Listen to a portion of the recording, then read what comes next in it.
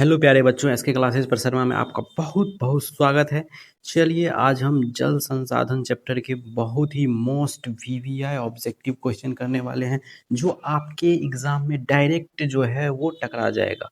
तो आप लोग बिना देरी किए जल्दी जल्दी जुड़ जाइए क्लास में और अच्छे से समझ करके प्रैक्टिस कर लीजिए इस क्वेश्चन को, और आप निफिकी रहिए, पूरा चीज टकरा जाएगा आप लोगों के एग्जाम में। चलिए, ये जो है एनसीईआरटी बेस पे ये बनाया गया है सारा ऑब्जेक्टिव। तो चलिए शुरू करते हैं। भारत में विश्व के कुल धरातलीय क्षेत्र का कितना प्रतिशत जल पाया जाता है? 1.5%, 4%, 2.45% या 16%? तो कितना परसेंट पाया जाता है? 2.4। अब एक बुलेट पॉइंट दिया गया है, आप लोग इसे देख सकते हैं। जैसे नीचे में देखिए, भारत में विश्व के जल संसाधनों का 4% तथा जनसंख्या का लगभग 16% पाया जाता है। भारत में एक वर्ष में वर्षण से प्राप्त कुल जल की मात्रा कितनी है? तो 4000 घन किलोमीटर। तो एक वर्ष से वर्षण में प्राप्त कुल जल की मात्रा कितनी होती है? 4000 घन किलोमीटर। भारत में कुल उपयोगी जल संसाधन कितना है? तो 1122 घन किलोमीटर। बुलेट पॉइंट में देखिए, देश में कुल उपयोगी जल संसाधन 1122 घन किलोमीटर है। धरातलीय जल और भौम जल से कुल कितना जल उपलब्ध होता है? धरातलीय जल क्या हो गया? जो धरती के ऊपर रहता है जल, जैसे नदी हो गया, तालाब हो गया, समुद्र हो गया।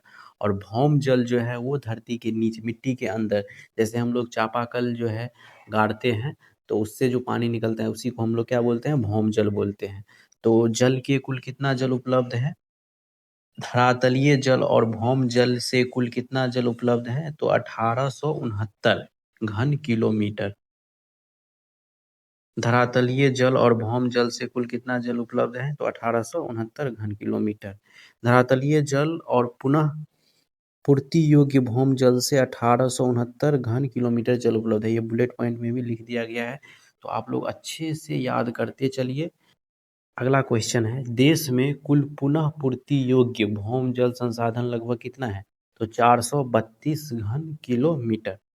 भारत में कुल नदियों की संख्या 1.6 किलोमीटर से अधिक लंबाई कितनी है?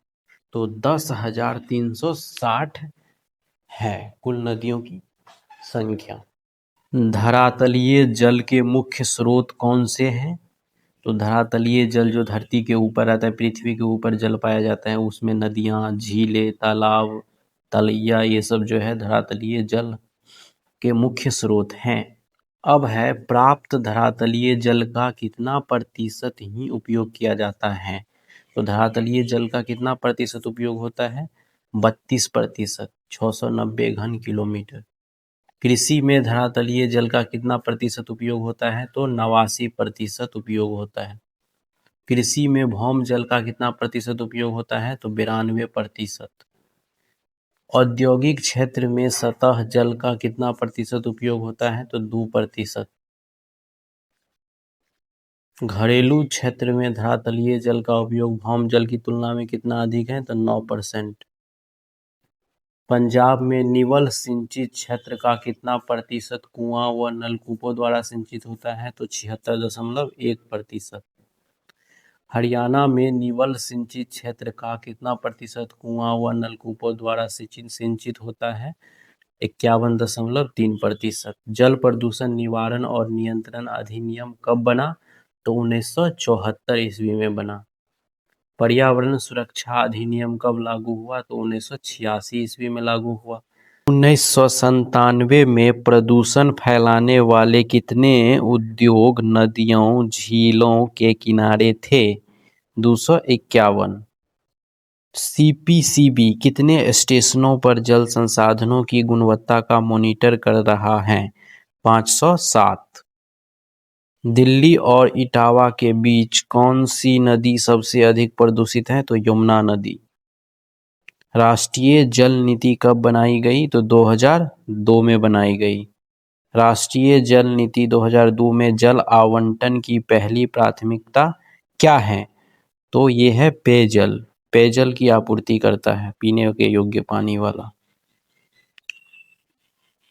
जल क्रांति अभियान किस वर्ष शुरू किया गया? तो 2015 से 16। जल क्रांति अभियान में कितने जिलों से जलग्राम बनाने का लक्ष्य था? तो 672। रालेगौन सिद्धि किस जिले में स्थित है? तो अहमदनगर में। रालेगौन सिद्धि में जल संभर विकास का कार्य किस वर्ष शुरू हुआ था? 1975 में। हरियाली केंद्र सरकार द्वारा प्रवर्तित किस प्रकार की परियोजना है? तो जल संभर विकास परियोजना। राजस्थान में वर्षा जल संग्रहण ढांचे किस नाम से जाने जाते हैं? तो कुंड अथवा टाका के नाम से जाने जाते हैं। निम्नलिखित में से जल किस प्रकार का संसाधन है? तो जल जो है यहाँ पे अचक्रीय संसाधन होगा, ये वाला। देश में प्रयुक्त कुल जल का सबसे अधिक समानुपात किस सेक्टर में है? सिंचाई सेक्टर में। किस दक्षिण भारतीय राज्य में भौम जल उपयोग परसेंटेज कुल भौम जल संभाव्य से अधिक है? तो तमिलनाडु।